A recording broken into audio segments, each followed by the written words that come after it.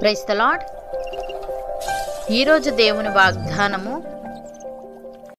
నీవు తిరిగి నీ సహోదరులను తోడుకొని పొమ్ము, కృపాసత్యములు నీకు తోడుగా ఉండునుగాక. సమూయేలు 2వ గ్రంథము 15వ అధ్యాయము 20వ వచనము. సహోదరి సహోదరులారా, అబ్షాలోము తిరుగుబాటు చేసినప్పుడు దావీదు యెరూషలేము విడిచి పారిపోవలసి వచ్చింది. ఆ సమయంలో గిత్తీయుడగు ఇత్తయి అనే వ్యక్తి దావీదుతో కూడా వెళ్ళడానికి సిద్ధమయ్యాడు. కానీ దావీదు అతనితో ఇలా అన్నాడు: నీవు నివాస స్థలము కోరు పరదేశివై ఉన్నావు, నీవెందుకు మాతో కూడా వచ్చుచున్నావు? నీవు తిరిగిపోయి రాజున్న స్థలమున ఉండుము. నిన్ననే వచ్చిన నీకు ఎక్కడికి పోవుదుమో తెలియకయున్న మాతో కూడా ఈ తిరుగులాట ఎందుకు? నీవు తిరిగి నీ సహోదరులను తోడుకొని పొమ్ము, కృపాసత్యములు నీకు తోడుగా ఉండునుగాక అని. ప్రియులారా, దావీదు ఇలా చెప్పినను ఇత్తయి, నేను చచ్చినను బ్రతికినను యెహోవా జీవము తోడు, నా ఏలిన వాడవును రాజువు నగు నీ జీవము తోడు. ఏ స్థలమందు నా ఏలిన వాడవును రాజువు నగు నీ ఉందువో ఆ స్థలమందే నీ దాసుడనైన నేనుందునని రాజుతో మనవి చేశాను. అందుకు దావీదు, అలాగైతే నీవు రావచ్చునని ఇత్తయితో సెలవిచ్చెను. గనుక గిత్తీయుడగు ఇత్తయియును అతని వారందరూ అతని కుటుంబీకులందరూ సాగిపోయిరి. ప్రియులారా, ఇక్కడ దావీదు ఇత్తయిని బలవంతం చేయలేదు, కానీ దేవుని కృప మరియు సత్యం అతనికి తోడుగా ఉంటుందని ఆశీర్వదించాడు. అనగా మనిషి ఆశ్రయం కంటే దేవుని కృపా సత్యం ప్రధానమని దావీదు గుర్తు చేశాడు. ఎక్కడ ఉన్నా, ఎవరి దగ్గర ఉన్నా దేవుని కృపా సత్యములు మనతో ఉంటే మనం సురక్షితంగా ఉంటాం. యోసేపు అన్నలు అతన్ని బానిసగా అమ్మారు.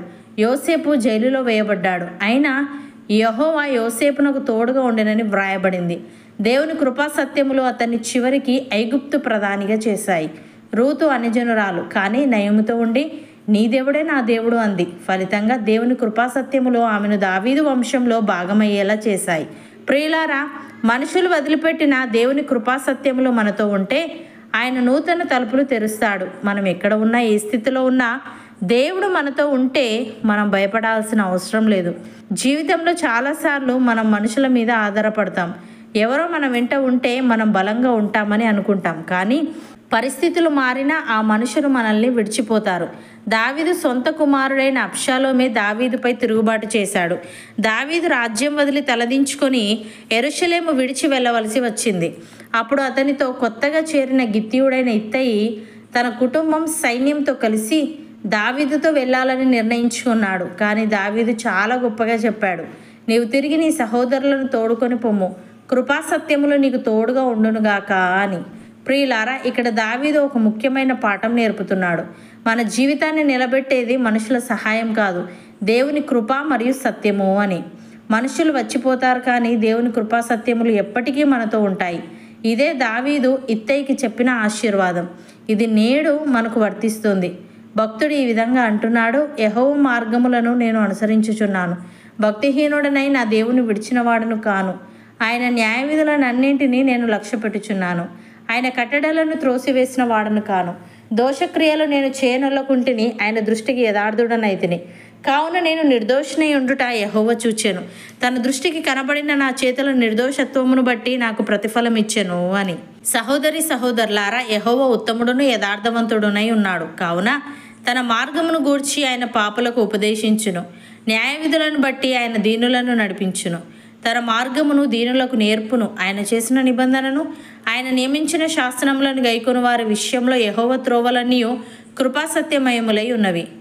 నమ్మిన వారు నాతో పాటు ప్రార్థనలో ఏకీభవించండి.